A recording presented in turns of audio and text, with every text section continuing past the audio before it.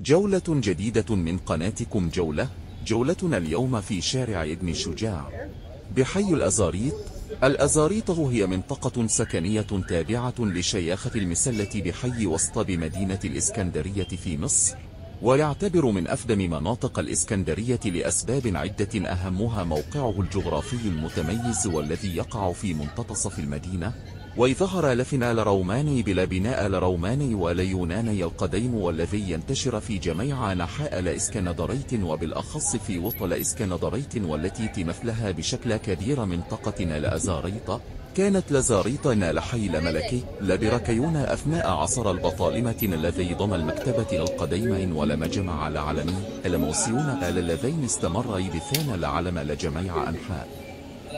العالم حتى عام 272 إلى أن أحرق الإمبراطور أوريليان الحي بأكمله بما فيه من معابد ومقابر ملكية، وشهد قصة أنطونية وكليوباترا وانتحار كليوباترا بعد هزيمتها في معركة اكتيوم البحرية.